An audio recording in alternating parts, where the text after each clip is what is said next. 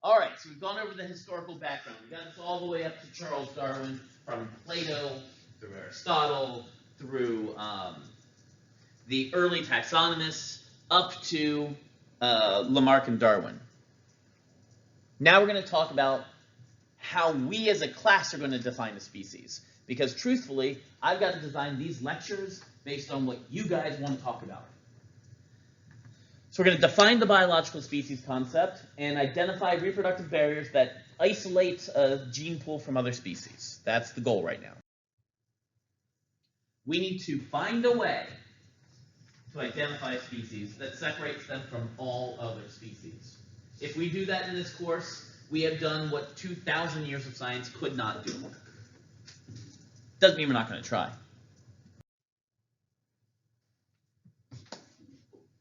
Our current understanding of a species suggests that there is absolutely no way we can figure this out. You can't do it for all cases. You may be able to figure out how to separate out differences between mammals, but then it's hard to apply that exact same concept to bacteria that independently undergo mitosis to reproduce. Do you guys know what this is?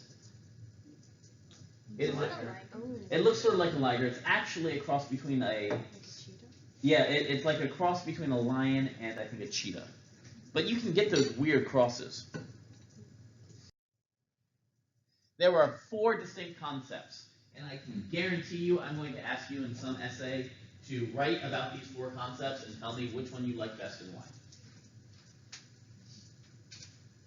So you got the biological species concept, the evolutionary lineage species concept, the ecological species concept, and the general lineage concept. Those are the 4 big ones that taxonomists are using these days. First off, the biological species concept. That's simply stated, if 2 creatures cannot reproduce and produce fertile offspring, then they are different species.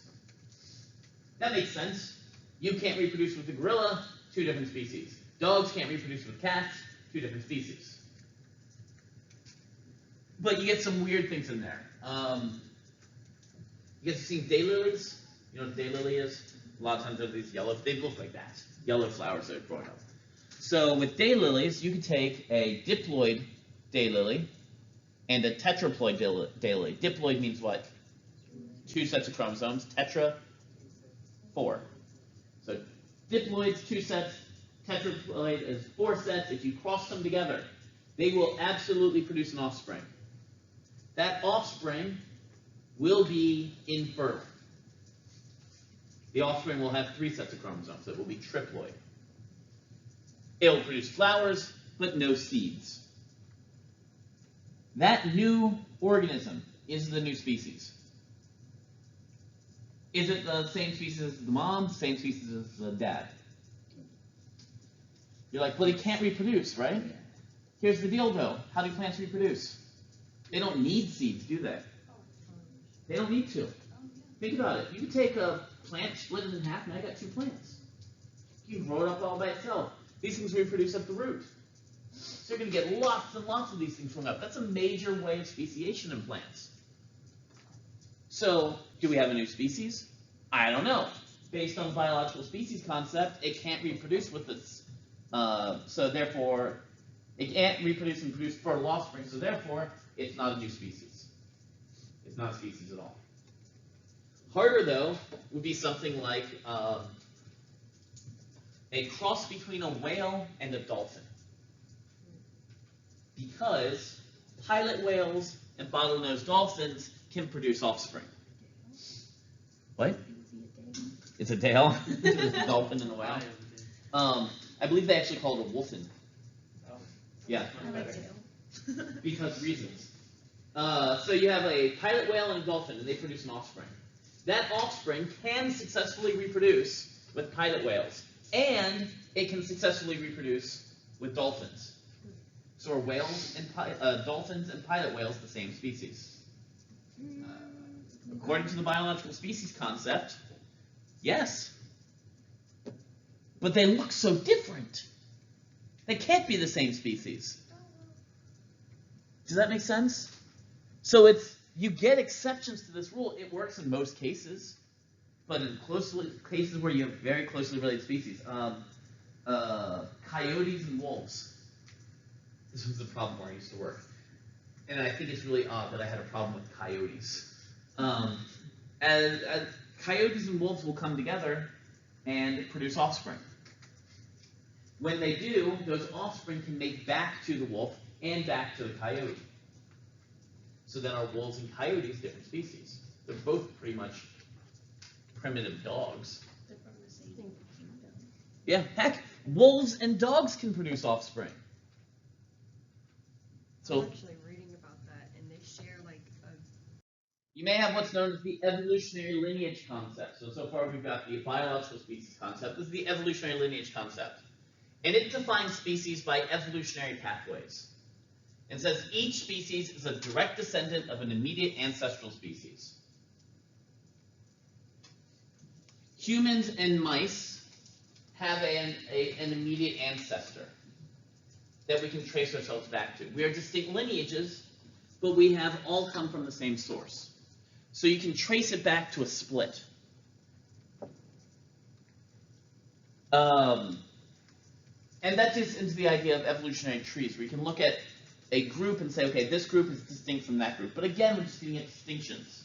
We're labeling a species and then saying, well, it's a species because it evolved from a similar species. Well, here's the issue with that. Let's go with, are you human? Not trying to trick you. Yes, you are human, right? Are your parents human? Yes. Yeah, because humans give birth to humans. That makes sense. Chickens give birth to chickens. Are your grandparents human? Yeah. Keep going back. At what point do we say, that is human, that is not? What? When they're dead and they're skeletons, you look and you're like, well, that's pretty darn different than I am. Wow, look at the nose that thing probably had. It's hard to say, this is a distinct stop. This is a distinct start. At some points, birds and reptiles were the same group. At what point did we say, well, that's a bird and that's a reptile? Wings, okay. But over time, those wings didn't just happen overnight.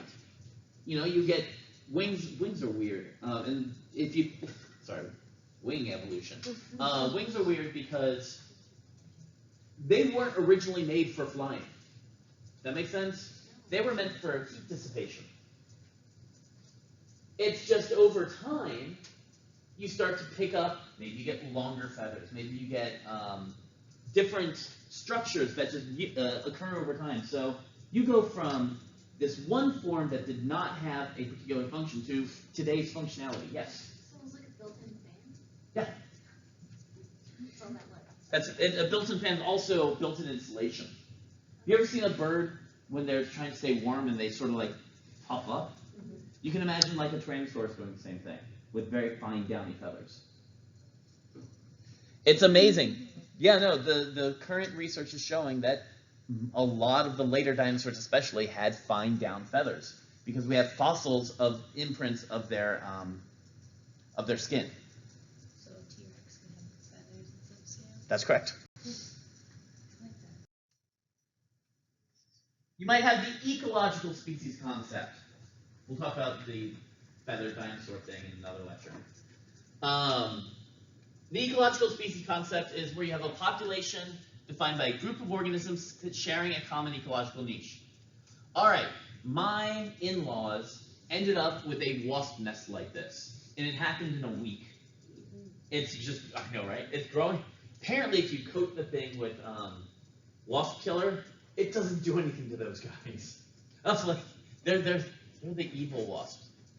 So, they live up in the trees. They eat in the trees, they live in the trees, they breed in the trees, and they die in the trees. There's a similar group. I'm not sure if you've ever gone and cut the grass, and then as you're cutting, a swarm of bees or wasps emerge to try and stop you, because you went right over top of their hive. My mom just got stuck by ground bees twice. Yeah, ground bees are terrible. Awful. These two they look the same. They can breed together if forced to. I'm not saying we like take two and just cram them together until they breed. What I'm saying is, if we put them into a cage together, a sealed container, not totally sealed, they can still breed, they will mate with each other. But in nature, they don't, because you have one group that prefers higher and one group that prefers lower. So would you consider these different species? Yeah, because they live in different places. That's the ecological species concept. Typically, a lot of people are going to use the, not a lot, but you might use the general lineage concept. In this case, you take all of those other concepts and put them together. Each species is a group of independently evolving lineages, so there you've got the evolutionary lineage concept, that evolves from a specific series of ancestors and, as a consequence, forms a group of organisms with a particular set of characteristics. And we've gone full circle right back to where we were 2,000 years ago. These things are species because I say they're species, and it looks like they kind of resemble each other. The general lineage concept has the benefit of being very general. It'll encompass everything, but the downside of not being specific enough to be useful. Unless you like it. Those are what taxonomists are fighting over right now, these four distinct concepts. Do you guys have any questions on those four?